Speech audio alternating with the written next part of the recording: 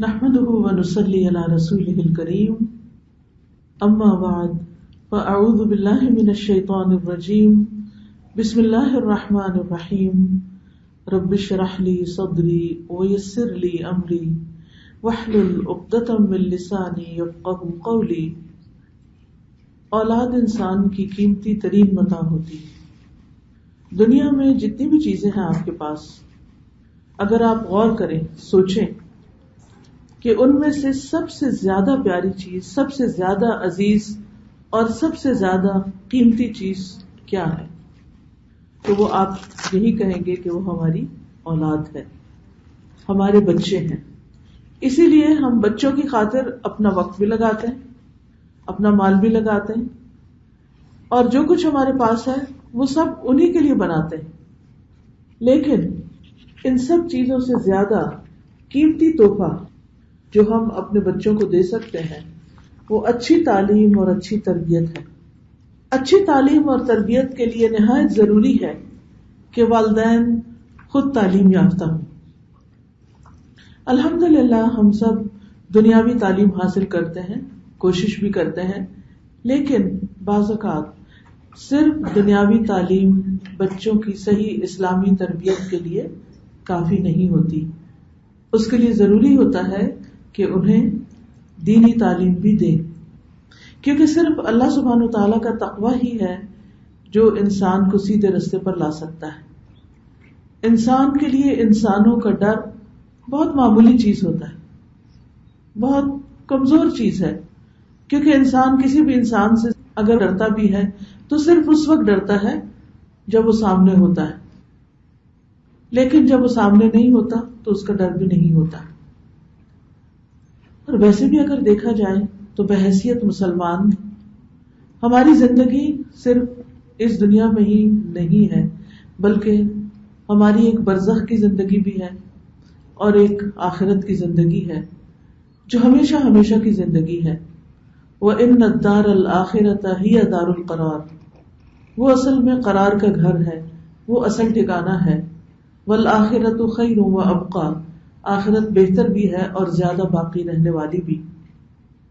ہم سب یہ تمنا رکھتے ہیں کہ ہماری دنیا کے ساتھ ساتھ ہماری آخرت بھی اچھی ہو، اسی لیے ہم یہ دعا مانگتے ہیں، ربنا آتنا فی الدنیا حسنۃ وفی الآخرۃ حسنۃ وقنا عذاب النار، اے ہمارے رب ہمیں دنیا میں بھلائی عطا فرما اور ہمیں آخرت میں بھی بھلائی عطا فرما اور ہمیں آگ کے عذاب سے بچا لے۔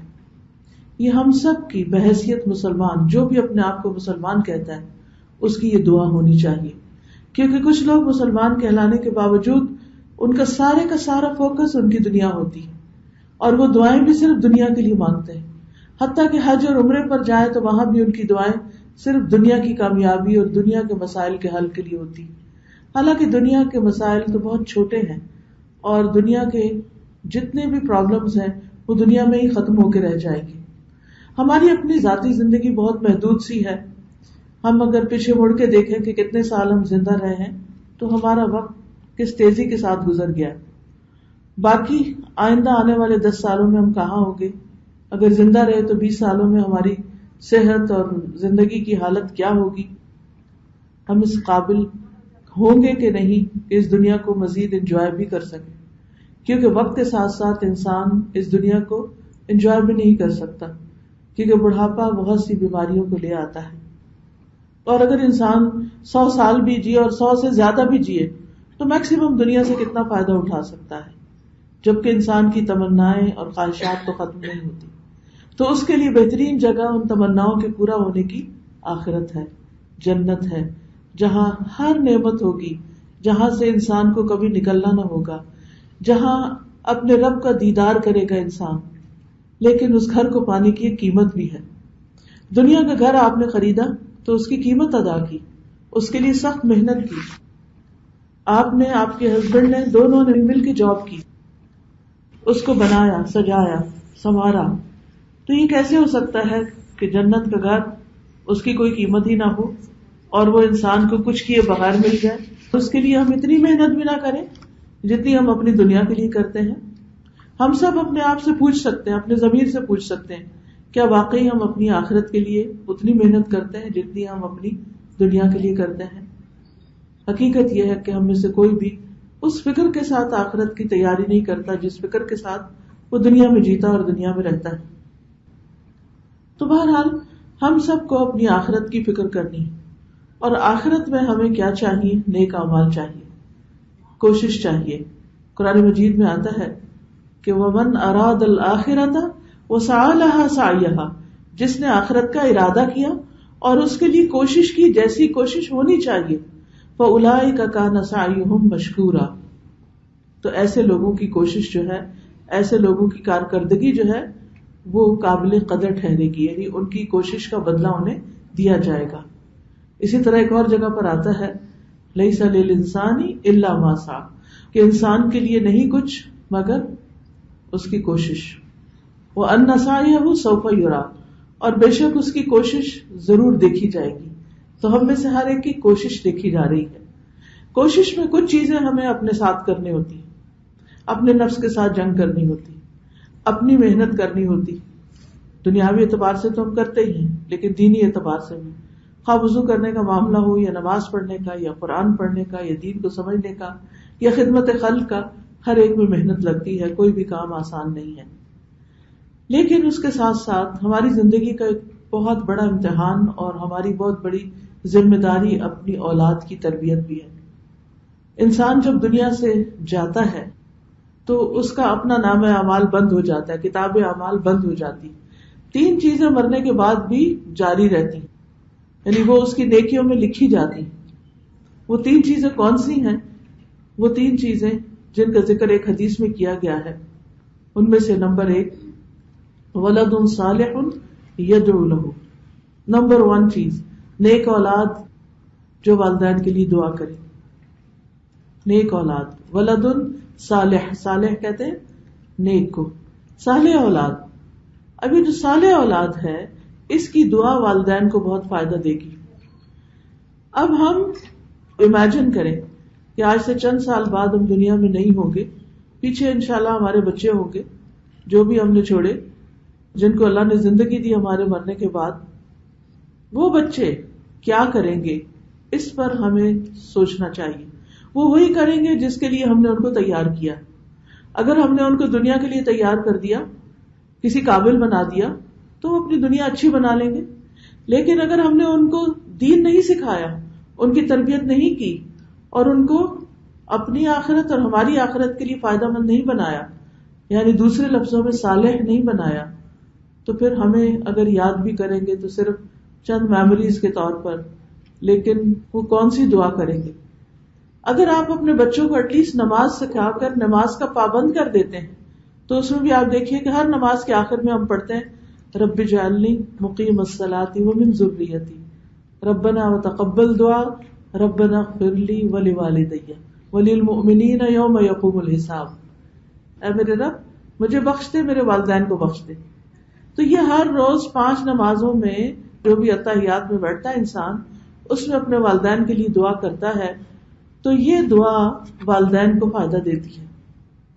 اس کے علاوہ فوت ہونے پر جو بخشش کی دعا ہے وہ اگر ہم اپنے بچوں کو سکھا دیں اور انہیں صرف اتنی وصیت کر دیں کہ بچوں جب ہم یاد آئیں تو پھر ہمیں اس دعا کا تحفہ بھیجنا.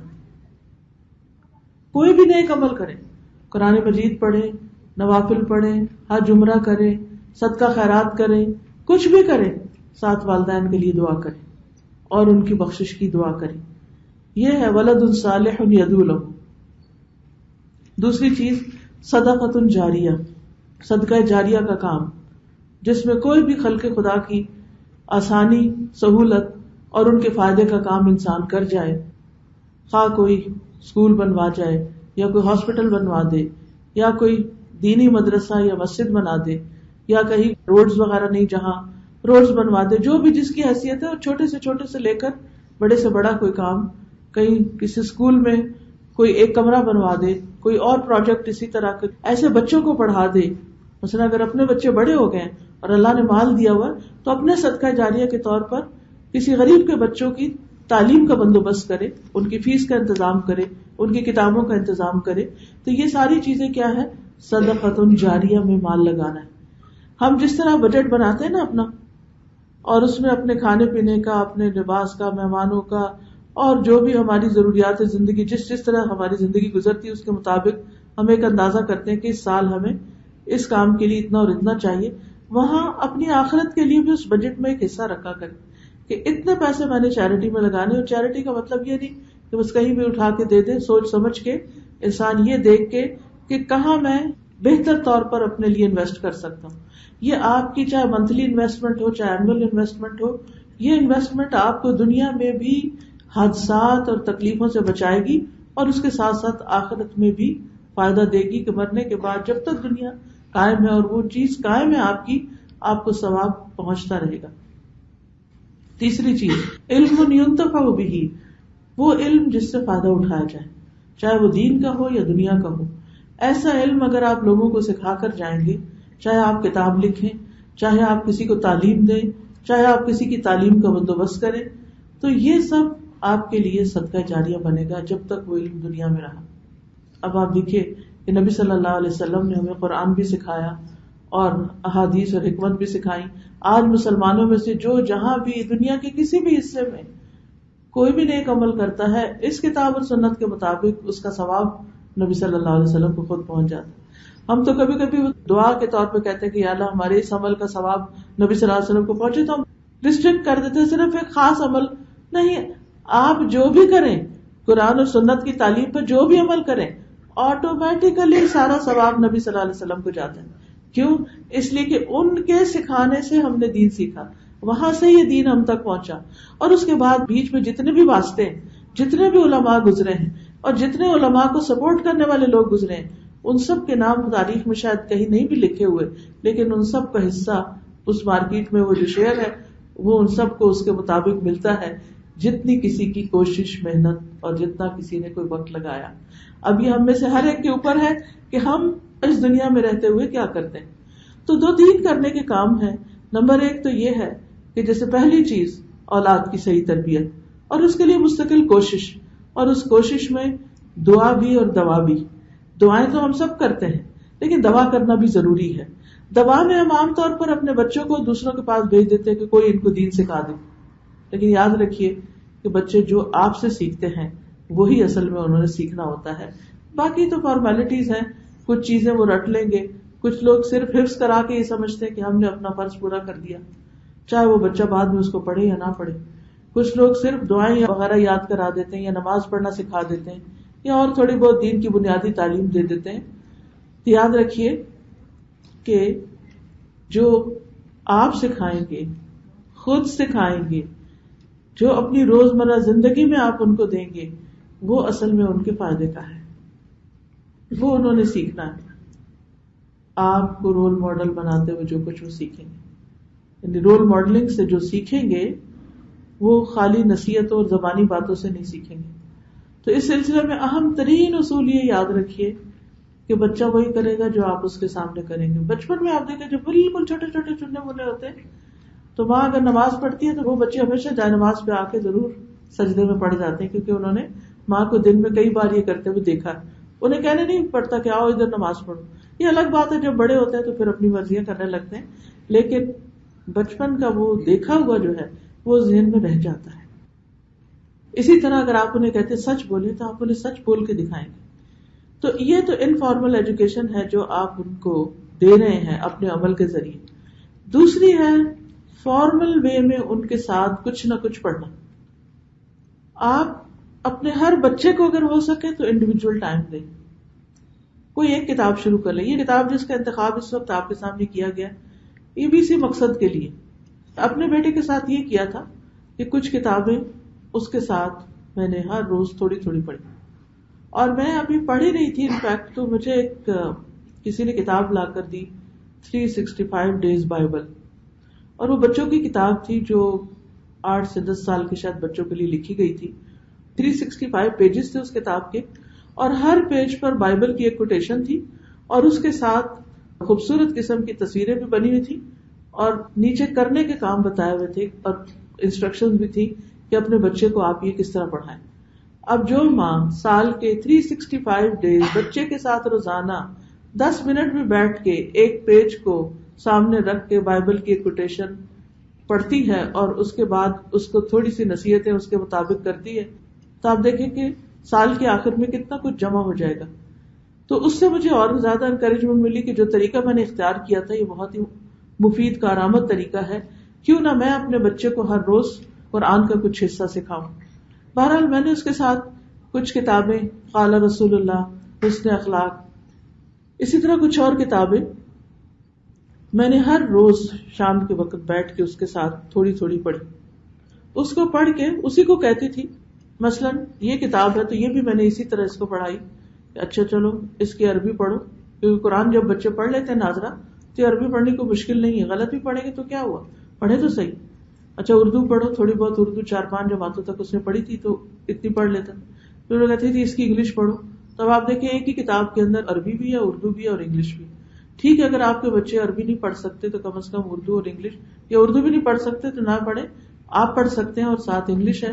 اور اس میں بہت اچھی نصیحتیں ہیں جو ہر ماں کو اپنے بچوں کو کرنی چاہیے، اور پھر بیٹھ کے ان کے ساتھ آپ ڈسکس کر سکتے ہیں. اسی طرح کوئی بھی اچھی کتاب ان کے ساتھ لے کے روزانہ شام کو بیٹھے، انہیں 5 منٹ 10 منٹ، اس کو کوالٹی ٹائم کہتے ہیں. میرا ٹائم رات کے علاوہ صبح ناشتے کی ٹیبل ہوتا تھا، کتاب ناشتے کی ٹیبل پہ ساتھ ہی رکھی ہوئی ہے. بچہ اسکول جا ہی نہیں سکتا جب تک وہ اس میں سے کچھ پڑھ نہ لے، اور میں اسی سے پڑھوا کے پوچھتی تھی اچھا اس سے کیا بات تم نے سیکھی، مجھے بتاؤ کیا سمجھ میں آیا. اور بعض اوقات بچے ماشاءاللہ ہم سے آگے بہتر سوچنے اور سمجھنے والے ہوتے ہیں. تو الحمدللہ اس طرح تھوڑی تھوڑی تھوڑی تھوڑی کوشش کے ساتھ اچھا ماں اور بچے کا ایک ریپو بھی بن جاتا ہے، ایک انڈرسٹینڈنگ ڈیولپ ہوتی، ورنہ تو گیپ بڑھتا ہی چلا جاتا ہے.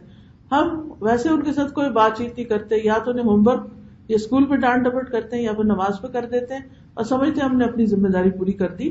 تو یہ کافی نہیں ہے، ان کے ساتھ کوالٹی ٹائم گزارنا ضروری ہے، چاہے رات کو سونے سے پہلے 10-15 منٹ، چاہے صبح ناشتے کی ٹیبل پہ 10 منٹ، کچن میں ہی رکھی ہو کتاب، اور جب آپ کھانے کے لیے ان کے بریڈ ٹوسٹ لا کے رکھیں، ساتھ ہی کتاب اٹھا لیں، تھوڑی سی پڑھ کے انہیں چھوٹی سی اچھی بات سنا کے ایک اچھی سی نصیحت کر کے گھر سے روانہ کریں.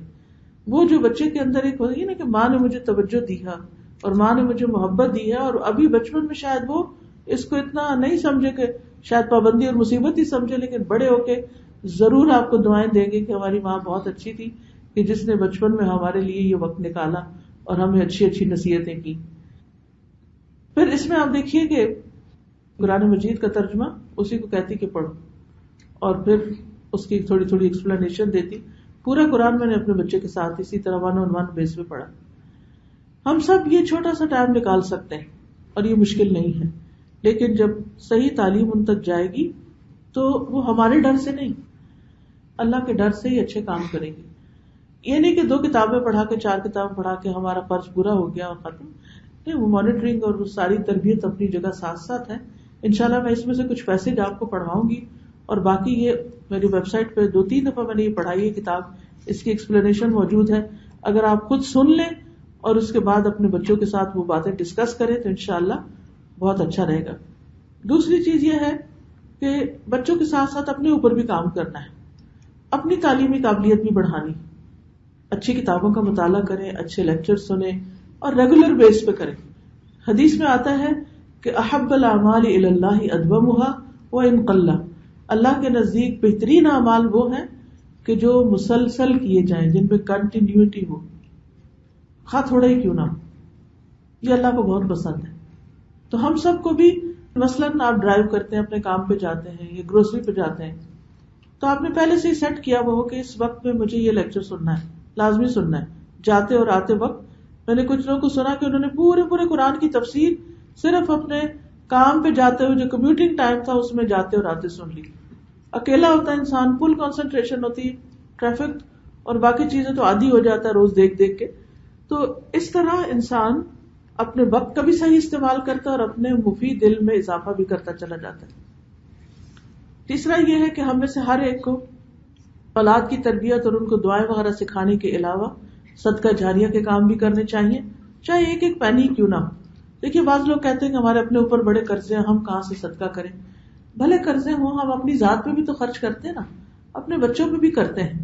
مجھے ایک خاتون کی کہانی کبھی نہیں بھولتی کہ بہت ہی غریب خاتون تھی, جتنے اس کے بچے تھے بس اتنا ہی آٹا ہوتا اتنے پیڑے بن جاتے. تو ان کے گھر کے باہر سے روز ایک فقیر صدا لگاتے ہوئے گزرتا تھا.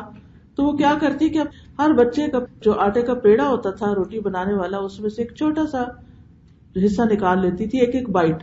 اور وہ 6-7 سے جو بائٹ نکالتی چھوٹی چھوٹی, تو اس سے ایک چھوٹی سی روٹی بن جاتی. جو فقیر گزرتا تو اس کو وہی صدقہ کر دیتی. تو آپ دیکھیے کہ ایسے لوگ جو اتنی تکلیف کے ساتھ یعنی اپنے منہ کا لقمہ نکال کے کسی کو دے رہے ہوں, تو پھر اللہ سبحانہ وتعالیٰ ان کی کیسی قدردانی فرماتا ہے. تو چاہے آپ اپنے گھر میں غلہ رکھے, کچھ رکھے, تھوڑا تھوڑا تھوڑا تھوڑا ڈالتے رہے, چاہے کتنی بھی مشکل میں, یاد رکھیے جو دیتا ہے اللہ تعالیٰ اس کو عطا کرتا ہے. حدیث میں آتا ہے, قسم کھا کے نبی صلی اللہ علیہ وسلم نے فرمایا کہ صدقہ کرنے سے مال کبھی کم نہیں ہوتا. لیکن الشیطان یعدکم الفقر, کہ شیطان ہمیں فقر سے ڈراتا ہے کہ تم محتاج ہو جاؤ گے, تمہارا اپنا کیا بنے گا, اور ہمیں دینے نہیں دیتا. تو اس سے انسان کی کئی بلائیں ٹلتی ہیں, کئی مصیبتیں دور ہوتی ہیں جب انسان دوسروں کے کام آتا ہے, دوسروں کی ضرورت پوری کرتا ہے. اور اس میں پھر انسان جب یہ سوچتا ہے کہ یہ میرے اپنے لیے ہے, تو اس کو بہترین فائدہ ہوتا ہے. اور تیسری چیز, علم ينتفع به کے لیے آپ نے وقت نکالنا ہے. چاہے اپنے گھر میں 2-3 لوگوں کا گروپ بنائے, زیادہ کا بنائے, زیادہ تو جتنا مرضی آپ بنائیں, لیکن اجتماعی مطالعہ کریں. بچوں کے ساتھ بھی اکٹھے بیٹھ کے کچھ پڑھیں, اپنی دوستوں کے ساتھ بھی اکٹھے بیٹھ کے پڑھیں. کیونکہ جب دوستوں کے ساتھ ہم بیٹھ کے پڑھتے ہیں تو ہماری گفتگو جو ہے وہ بڑی ریگولیٹ ہو جاتی ہے. ادروائز تو یہ ہے کہ اللہ تعالیٰ ہم سب پہ رحم کرے کہ جہاں اکٹھے بیٹھیں گے کوئی نہ کوئی غیبت, کبھی تجسس, کبھی ایسی چیزیں جو ہیں وہ ہونا شروع ہو جاتی ہیں. جبکہ ہماری زندگی اور ہماری موت, ہمارا جینا اور مرنا سب کچھ اللہ سبحانہ وتعالیٰ کے لیے ہونا چاہیے. ہمیں ان سوالوں کے جوابوں کی تیاری کرنی چاہیے جو قبر میں جاتے ہی پوچھے جائیں گے کہ من ربو کا, تیرا رب کون ہے, ما دینو کا, تمہارا دین کیا تھا, من نبیو کا, تمہارا نبی کون ہے. فرشتے آ کے جو اٹھا کے بٹھاتے ہیں میت کو اور اس سے سوال کرتے ہیں. تو حدیث میں آتا ہے کہ یثبت اللہ الذین آمنوا بالقول الثابت فی الحیات الدنیا وفی الآخرہ. تو اس میں ایمان والوں کو اللہ لا الہ الا اللہ کی وجہ سے, قول ثابت کی وجہ سے دنیا اور آخرت دونوں میں ثابت قدمی عطا کرتا ہے, اور فرشتوں کے سامنے انسان صحیح جواب دے دیتا ہے. ورنہ تو یہ ہے کہ انسان اگر یہاں تیاری نہیں کرتا تو وہاں پر تو انسان کے لیے مشکل ہو جائے گی. اب آپ دیکھیے کہ ہمیں کچھ چیزوں کو شفٹ کرنا ہے. ہمیں اپنی زندگیوں سے بدگمانی, تجسس, غیبت, چغلی, تانے, ان چیزوں کو نکال کر, ہٹا کر ان کی جگہ علم حاصل کرنا, سیکھنا, سکھانا, اچھی گفتگو, علمی بات, ان چیزوں کو رواج دینا ہے, تاکہ ہمارے بچے بھی ہمیں دیکھیں کہ ہاں واقعی ماں کو کچھ آتا ہے, ماں کچھ کرنے والی ہے. آپ دیکھیں آج یہاں جو آپ بیٹھے ہیں ایسے نہیں بیٹھے, آپ کے پاس میں ضرور کسی نے آپ کو انسپائر کیا ہے کہ خیر کی بات سنو, خیر کی بات کرو. کسی کا عمل, کسی دادا دادی, نانا نانی, خاندان میں کوئی خاتون, کوئی اور ہمسائیگی میں ادھر ادھر کوئی نہ کوئی ایسا شخص ہوگا کہ جو نیک ہوگا, جس کی نیکی سے آپ انسپائر ہوئے ہوں گے, اور پھر وہ تہوں کے نیچے چلی گئی. جو ہی آپ کو موقع ملا مزید کوئی دین کا علم سیکھنے کا, تو آپ فوراً اپنے اس سے باہر آ گئے اور سیکھنے کے لیے آپ پہنچے. تو آپ کی چال ڈھال, آپ کا اٹھنا بیٹھنا سب آپ کے لیے صدقہ جاریہ ہونا چاہیے. لیکن افسوس یہ کہ شیطان ہمارے اوپر حاوی ہو جاتا ہے اور ہم کہیں نہ کہیں بچتے نہیں, کہیں نہ کہیں غیبت کا شکار ہو کر ہی رہتے ہیں. اور غیبت ہے کیا؟ کسی کی غیر موجودگی میں اس کی وہ برائی ذکر کرنا کہ جو اس میں ہو. ہم کہتے ہیں ہم تو سچی بات کر رہے ہیں, یہ تو ایسا ہی ہے. جی ہاں, اسی کو تو غیبت کہتے ہیں. اور پھر حدیث میں آتا ہے, آپ نے پوچھا صحابہ سے کہ کیا تم جانتے ہو کہ غیبت کیا ہے؟ تو صحابہ نے عرض کیا کہ اللہ اور اس کا رسول ہی بہتر جانتے ہیں. آپ نے فرمایا تم اپنے بھائی کے اس عیب کا ذکر کرو جس کے ذکر کرنے کو وہ ناپسند کرتا ہے. یعنی جو بات اس کو پسند نہیں وہ اس کے سامنے بھی نہ کرو اور اس کے پیچھے بھی نہ کرو, روک لو اپنے آپ کو.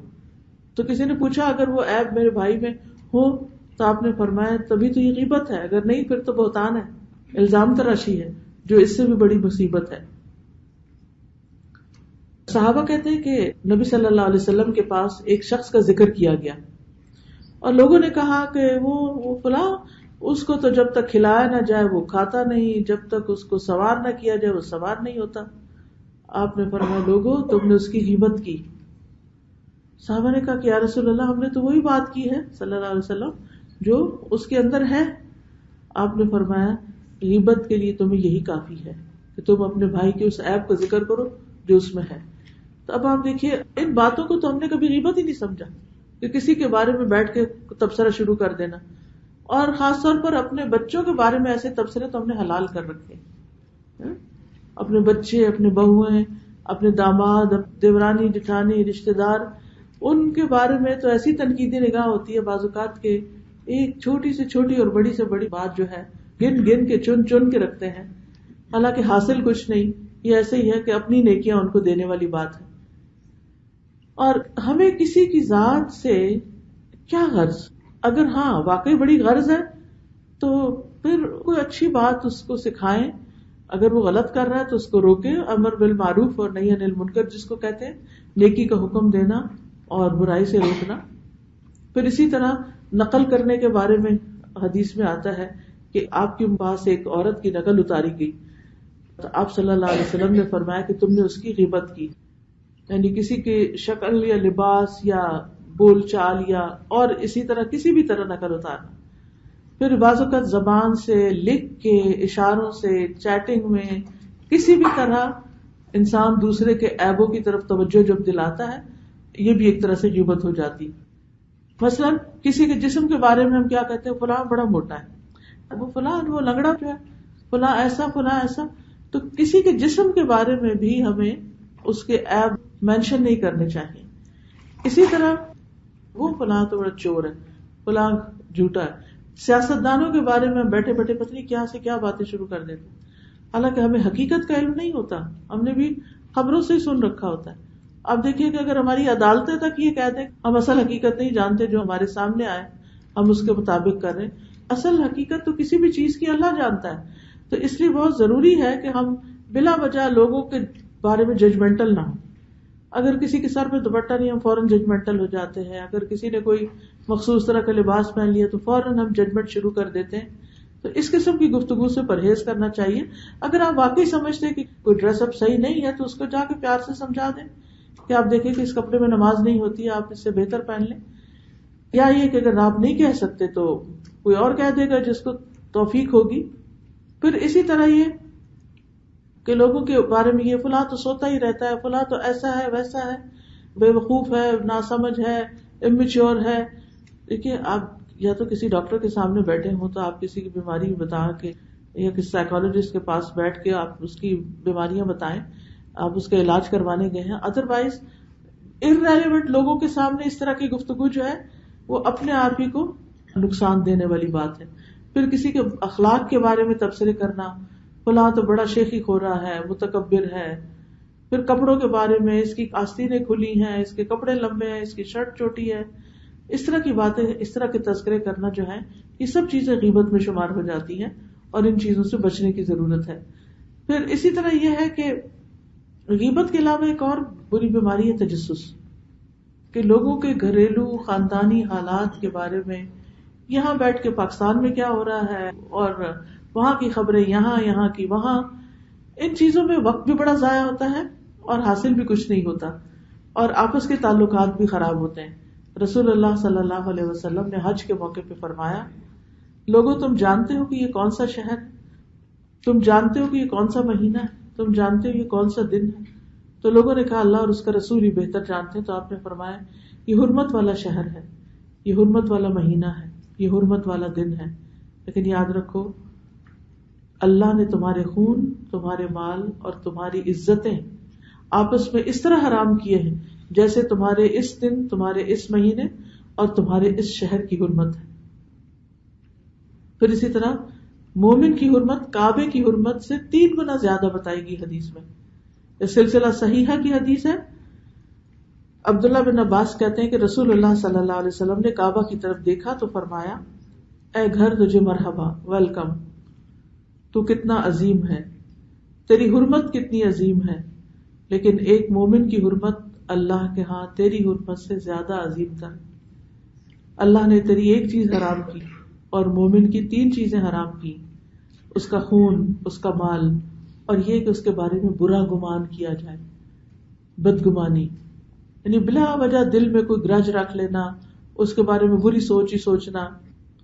تو یہ تمام چیزیں جو ہیں یہ انسان کو زیبا نہیں دیتی. پھر اسی طرح کسی کی عزت سے کھیلنا، کسی کو حقیر سمجھنا، اس کو رسوا کرنا.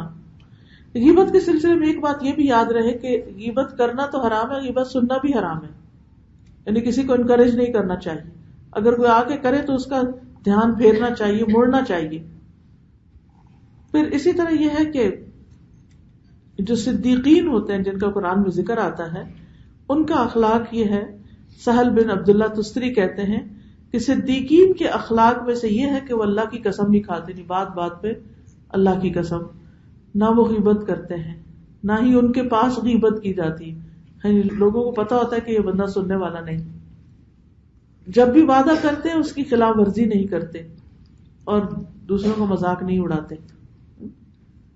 پھر اسی طرح یہ ہم خود تو نہیں کرتے لیکن لوگ ہمارے پاس آ کے کرتے ہیں. ایک آدمی نے معروف کرخی کے پاس، ایک بہت بڑے اللہ والے تھے، ان کے پاس آ کر کسی کی غیبت کی تو انہوں نے اس سے کہا اس روئی کو یاد کرو جو تمہاری آنکھوں پہ رکھی جائے گی، یعنی موت کے وقت جو کفن ہے اس کو یاد کر لو تو یہ چیزیں بھول جائیں گی. تو ہونا یہ چاہیے کہ انسان اپنی طرف سے بچے اور کوئی اور کرے تو اس کو بھی روکے. پھر اسی طرح یہ ہے کہ دوسروں کی زندگیوں کے بارے میں انسان کو زیادہ انٹرفیئرنس نہیں کرنی چاہیے. اور یہ صرف یہ نہیں کہ کسی غیر کی بلکہ اپنے بھی، جیسے اپنے ہی بچے ہیں، اپنے ہی گھر میں ہیں، ان کے بارے میں بھی بہت تجسس نہ کریں، کیونکہ اس میں بعض چیزوں کی حقیقت ہمیں نہیں پتہ ہوتی اور جب وہ باتیں ہمیں پتہ چلتی ہے تو اس سے بہت انسان کی پریشانی بڑھتی ہے اور حاصل کچھ نہیں ہوتا. ہمارے والد کو یہ پتہ بھی ہوتا تھا کہ ہم نے غلطی کی ہے تو وہ ہمیں نہ تو جتاتے تھے نہ کہتے تھے، ہمارا ڈر کے اندر سے برا حال ہوتا تھا، لیکن وہ اچھے ہی اخلاق سے، اچھے ہی طریقے سے اس سے متعلق کوئی نصیحت کر دیتے جس سے ہمیں پتا ہوتا ہے انہیں پتا تو چل گیا لیکن اب یہ ہمیں تانا نہیں دے رہے. ایک یہ ہے کہ کسی کو مجرم قرار دے کے برا بھلا کہہ کے اس کو تانے دے کے اس کی اصلاح کی جائے، اور ایک یہ ہے کہ انسان ویسے ہی جنرل وے میں دوسرے کو اچھی بات بتا دے. تو بہرحال یہ چند چیزیں ابتدائیے میں تھی. اب میں آپ کے ساتھ کتاب کی شیئرنگ کروں گی انشاءاللہ تعالی. کتاب کا نام ہے وصایا ام حکیمہ لابنہا. ام حکیمہ کی وصیتیں اپنے بیٹے کے لیے. ماں اپنے بیٹے کو نصیحت کرتی ہے. میں عربی بھی پڑھوں گی کہ عربی کی اپنی ایک چاشنی ہے. پیج 4 پہ ہے. بنی ایاک ان تتکلم فی الاشیاء وفی الناس. اے میرے بیٹے، لوگوں اور چیزوں کے متعلق بات کرنے سے بچو. یہ کوئی بہت عقل مند ہونے کی نشانی نہیں ہوتی کہ انسان لوگوں پہ تبصرہ کرتا رہے، لوگوں کی باتیں کرے، ان کے لباس پہ، ان کے جسم پہ، ان کی چال ڈھال پہ. اس چیز سے بچو. اب یہ ماں اپنے بچے کو تربیت دے رہی کہ لوگوں کے اوپر باتیں نہیں کرنی. الا بعد ان تتأکد من صحت المصدر، مگر اس وقت جب ان کے ماخذ کا صحیح ہونے کا یقین ہو جائے. یعنی جب کسی چیز کے بارے میں بات کرو تو پہلے اس کو کنفرم کرو. کسی سے کوئی انفارمیشن شیئر نہ کرو جب تک کہ اس کی اوتھینٹسٹی کا علم نہ ہو. کتنا بڑا معیار ہے. گویا دوسرے لفظوں میں سچائی کی تلقین کر رہی کہ سچی بات کرو، حقیقت پر مبنی بات کرو.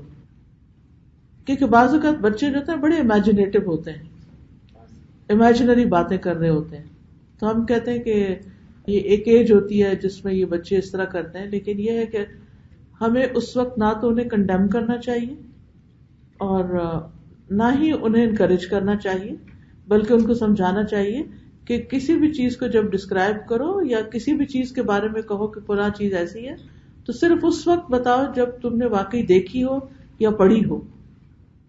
اس تربیت کے نہ ہونے کا نقصان کیا ہوا ہے؟ آج آپ سوشل میڈیا کے دور میں دیکھتے ہیں کہ ہر جگہ ان اوتھینٹک چیزیں ادھر سے ادھر فارورڈ ہو رہی ہیں. کس نے کہا کس نے نہیں، کسی کی بات ہے کسی اور کا نام لگا دیا، حتیٰ کہ قرآن اور حدیث کو بھی لوگوں نے نہیں چھوڑا. مثلاً علامہ اقبال کے نام سے بہت سی پوئٹری سوشل میڈیا پہ شیئر ہو رہی ہوتی ہے، حالانکہ وہ علامہ اقبال کی ہوتی نہیں. اور اگر کسی کو منع کرے تو وہ ناراض ہوتے، کہتے مجھے تو کسی نے بھیجی تھی. یہ تو ریسرچ کا طریقہ نہیں نا کہ کسی نے کہا تھا تو میں نے ایسا کر دیا. اب آپ مثلا کسی مریض کو دوا دینے لگتے تو یہ تھوڑی وہ مجھے فلاں نے کہا تھا کہ یہ دوا دے دینا، نہیں.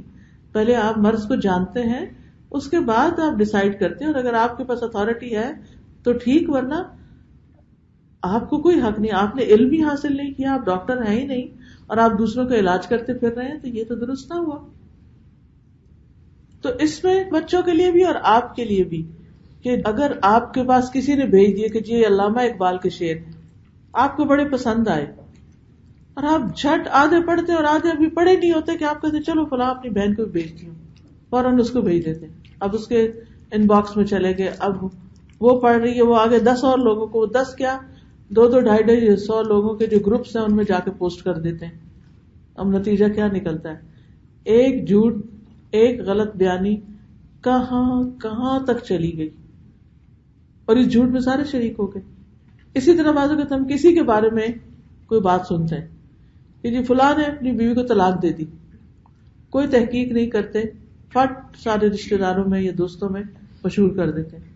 بعد میں پتہ چلتا ہے کہ یہ تو بات ٹھیک نہیں تھی، تو کسی اور کے بارے میں کہا گیا تھا اور میں نے سمجھا کہ اس کے بارے میں.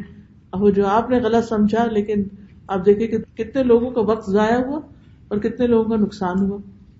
اسی طرح بعض اوقات احادیث کے اوپر بخاری لکھ کر بھیج دیتے ہیں دوسروں کو، کیونکہ بخاری ایک اتھینٹک نیم ہے، تو لوگ کہیں گے اچھا بخاری میں چلو یہ اس پہ عمل کر لیتے ہیں. اور پھر نیچے اتنی تاکیدیں بھی کی ہوتی اس کو ضرور شیئر کرنا، حالانکہ اس بات کی حقیقت ہی کوئی نہیں ہوتی. تو اپنے لیے بھی اور بچوں کی تربیت کے لیے بھی یہ بات یاد رکھیے کہ بچوں کا کہ نہیں، جب تک صحیح طور پہ پتہ نہ ہو آگے مت بتاؤ. اچھا اس میں بعض مائیں اپنے بچوں سے اگلواتی ہیں دوسرے گھر کے راز. وہ پھپھی کے گھر گئے تھے تو کیا ہوا تھا، کیا کھایا تھا، تمہیں کیا ملا تھا، اور کون آیا تھا، وہ آیا تھا فلاں. اب وہ بچے بڑے اپنے آپ کو امپورٹنٹ سمجھتے ہیں کہ ہم سے تو ماں اتنا کچھ پوچھ رہی ہے. 1 2 دفعہ آپ پوچھیں گے، اگلی دفعہ وہ خود ہی شروع ہو جائیں گے آپ کو بتانے، حالانکہ ان باتوں کی ضرورت نہیں تھی. اور ہو سکتا ہے کہ آپ اس سے پوچھے اور وہ آپ کو بتائے تو آپ اور دکھی اور غمگین ہو جائیں. اچھا ان کے گھر میں تو یہ پکتا ہے اور ہمارے گھر میں، یا فلاں کو تو دعوت پہ بلایا تو یہ پکایا اور ہمیں بلایا تو ہمارے ساتھ یہ سلوک کیا، وغیرہ وغیرہ. کتنی چیزیں انسان کے لیے. حدیث میں آتا ہے من حسن اسلام المرء ترکہ ما لا یعنیہ، انسان کے اسلام کی خوبصورتی یہ ہے کہ وہ ان چیزوں کو چھوڑ دے جن سے اس کا کوئی مطلب نہیں. ما لا یعنی، لا یعنی باتیں چھوڑ دے. تو جن چیزوں سے ہمارا مطلب نہیں، ہمیں ان چیزوں کو اپنی زندگی سے باہر نکال دینا چاہیے. جیسے گھر کا فالتو سامان نکال دینا چاہیے نا، ڈی جنکنگ. آپ اسپرنگ کلیننگ کرتے ہوں گے، جو ایکسٹرا چیزیں سالوں سال استعمال نہیں ہو ان کو گراج سیل لگا دیں تاکہ کوئی اور بیچارہ غریب لے جائے اور وہ استعمال کرے. بلکہ ہم نکالنے کے بجائے تو جہاں گراج سیل لگی ہوتی وہاں سے کچھ اور بھی اکٹھا کر کے لے آتے ہیں. تو اس میں یہ ہے کہ انسان کا خواہ مخواہ کا بوجھ بڑھتا چلا جاتا ہے.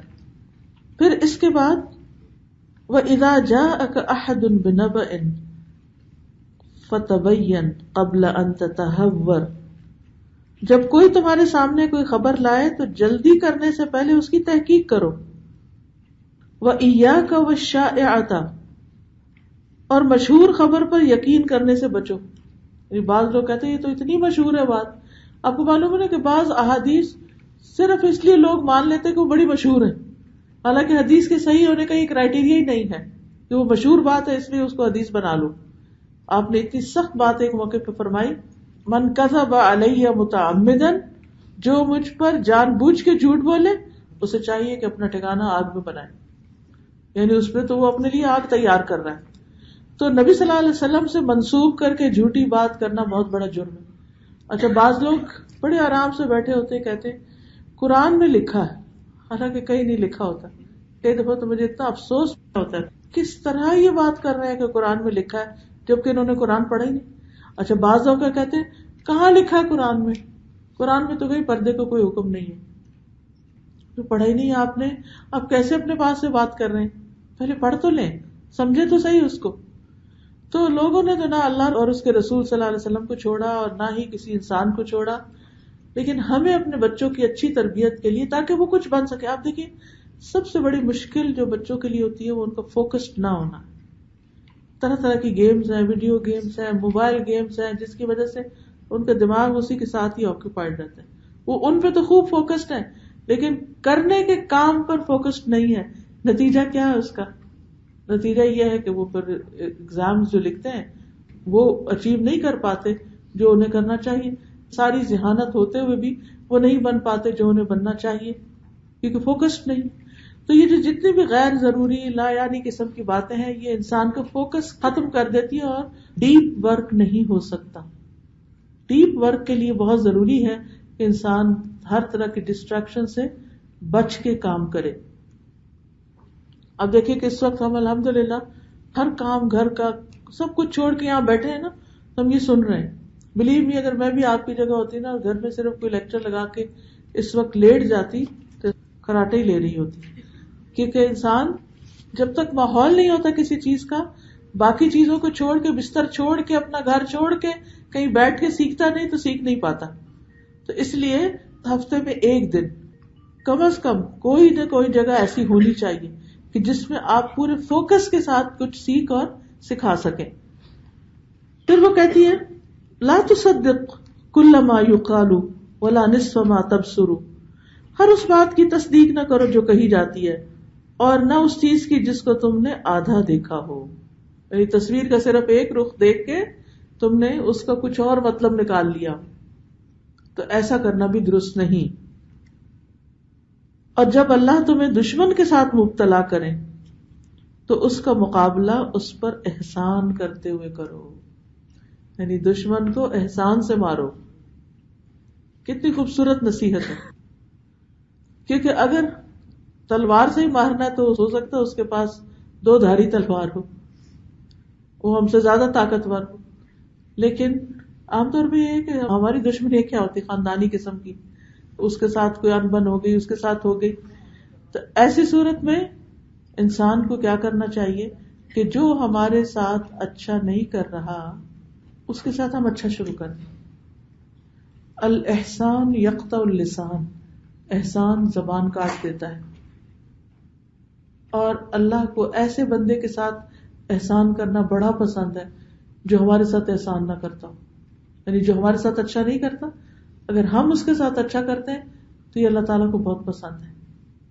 اس کا اجر بہت بڑا ہے جب ہم اپنے نفس کے خلاف جاتے ہیں.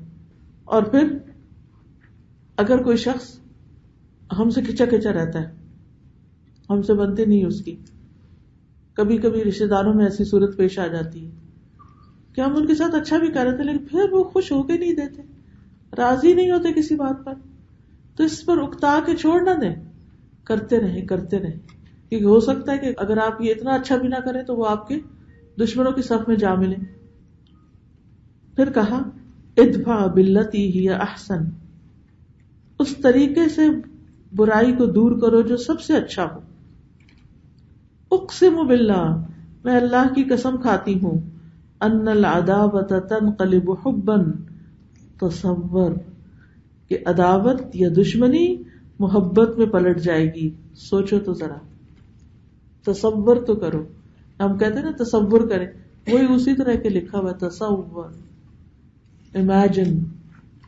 امیجن کہ دشمنی دوستی میں بدل گئی.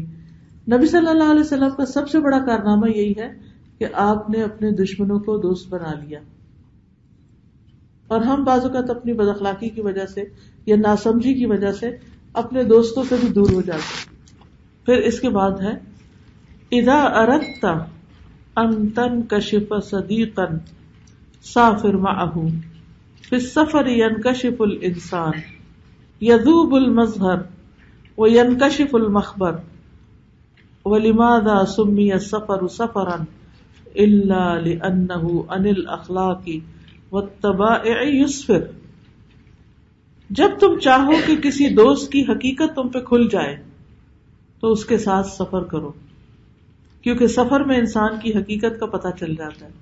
یعنی وہ بہت ساری کمی کوتاہی جو گھر میں آپ کسی کی نہیں دیکھ سکتے تو سفر میں دن رات میں نظر آ جاتی ہیں. سفر میں ہی اس کے اندر کا پتہ چلتا ہے. آخر سفر کو سفر کیوں کہا جاتا ہے؟ صرف اس لیے کہ یہ انسان کے اخلاق اور طبیعتوں کو ظاہر کر دیتا ہے. سفر کا مطلب ہوتا ہے عربی میں جیسے نا قرآن مجید میں آتا ہے وَالصُّبْحِ إِذَا أَسْفَرَ، صبح جب روشن ہو جائے. تو اسفر کا لفظ بھی سفر سے ہے. سفر کا مطلب ہوتا ہے روشن ہو جانا. یعنی سفر میں انسان کو کئی نئی چیزیں پتہ چلتی ہیں، انسانوں کو ایکسپلور کرتا ہے، جگہوں کو کرتا ہے، نئی اپرچونٹیز اس کو ملتی ہیں. تو اب یہ بچے کو سمجھا رہی ہے کہ دوست کو پرکھنا ہے جس پر اعتماد کرنا ہے. مثلا کسی کے ساتھ مل کے بزنس پارٹنرشپ کرنی ہے. اب انسان اس سے پوچھتا ہے، اس سے پوچھتا ہے میں اس کے ساتھ کروں یا نہ کروں. تو بہتر یہ ہے کہ دونوں کسی ٹرپ کا ارینج کر لیں اور سفر کر کے دیکھیں، ایک دوسرے کو جج کریں کہ ہم اکٹھے ساتھ چل سکتے ہیں یا نہیں. اگر اس چھوٹے سے سفر میں ساتھ نہ چل سکے تو پھر وہ تو ایک طویل سفر ہوگا، کیونکہ شراکت کرنا آسان ہے، نبھانا بڑا مشکل ہے. اب دیکھیں کہ جب آپ سفر کرتے ہیں نا تو یہیں سے پتہ چل جاتا ہے کہ جیسے آپ گاڑی پہ بیٹھ رہے ہیں تو جو آپ کے ساتھی ہیں وہ آپ کا کتنا خیال کرتے ہیں، اپنا کتنا کرتے ہیں. اسی طرح چھوٹی چھوٹی چیزیں، کھانے پینے کے معاملات ہوں یا اور ہوں، بہت سی چیزوں کا عادتوں کا انسان کو ایک دوسرے کی پتہ چلتا ہے. پھر اگلی نصیحت ہے وَإِذَا هَاجَمَكَ النَّاسُ وَأَنْتَ عَلَى حَقٍّ أَوْ قَذَعُوكَ بِالنَّقْدِ فَافْرَحْ إِنَّهُمْ يَقُولُونَ لَكَ أَنْتَ نَاجِحٌ وَمُؤَثِّرٌ فَالْكَلْبُ الْمَيِّتُ لَا يُرْكَلُ وَلَا يُرْمَى إِلَّا الشَّجَرُ الْمُثْمِرُ.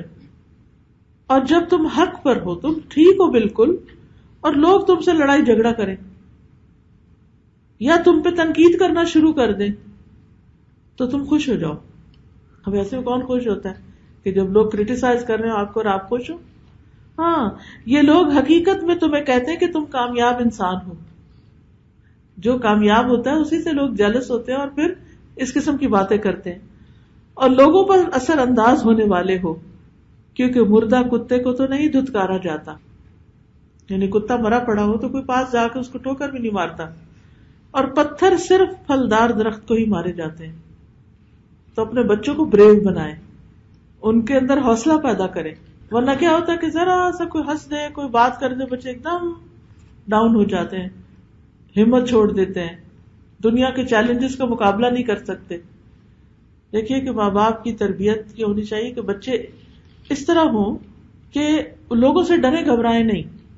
ان کے اندر اتنا کانفیڈینس ہو کہ جو وہ کر رہے ہیں وہ صحیح کر رہے ہیں، وہ لوگوں کی نگاہوں سے نہ چھپے. بلکہ ان کے اندر کانفیڈینس کیسے آئے گا جب بچے صرف تعریف سننے کے عادی نہ ہو. کہ جو بچے بہت پروڈکٹیو بولتے ہیں صرف اپنے گھر میں ماں بھی تعریف کر رہی ہے، نانی دادی سچی جھوٹی سب تعریفیں. اکثر تو ایسے ہی ہوتا ہے نا، لاڈ پیار، اپنا خون ہے، اپنے بچیاں اچھے لگتے ہیں تو پھر ہم تو صرف اچھے ہی پہلو دیکھتے ہیں، ان کی غلطیاں خامیاں تو ہمیں نظر نہیں آتی. جو ہی وہ باہر نکلتے ہیں، سوسائٹی میں جاتے ہیں، اسکول ہی جاتے ہیں تو بےچارے بلنگ کا شکار ہو جاتے ہیں. اور پھر آپ دیکھیں کہ اس بلنگ کی وجہ سے کتنے بچے نفسیاتی مریض بن جاتے ہیں، زندگی بھر کے لیے اپنا کانفیڈینس لوز کر جاتے ہیں. اس کی ٹریننگ آپ نے گھر سے دینی ہے کہ جب کوئی بچہ تمہیں بلی کرے تو اس پہ تم نے پریشان نہیں ہونا. وہ اسی لیے تو تمہیں چھیڑ رہا ہے کہ تمہارے اندر کچھ ہے، تم بہادر بنو.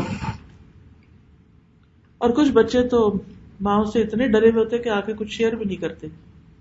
اس کا نقصان کیا ہوتا ہے؟ پھر اس کا نقصان یہ ہوتا ہے کہ پھر بچے یا تو انٹروورٹ ہو جاتے ہیں، اندر ہی اندر گھٹتے دبے رہتے ہیں، کوئی بات نہیں کرتے، کوئی شیئر نہیں کرتے، کوئی ڈسکس نہیں کرتے. جب وہ بات ہی نہیں کرتے تو آپ کو اصلاح کا موقع ہی نہیں ملتا. تو چلیں وہ بات کریں یا نہ کریں، یہ نصیحتیں اگر آپ ان کے ساتھ مل بیٹھ کے پڑھ کے ان کو سمجھا دیں تو بہت سی چیزوں میں فائدہ ہو سکتا ہے.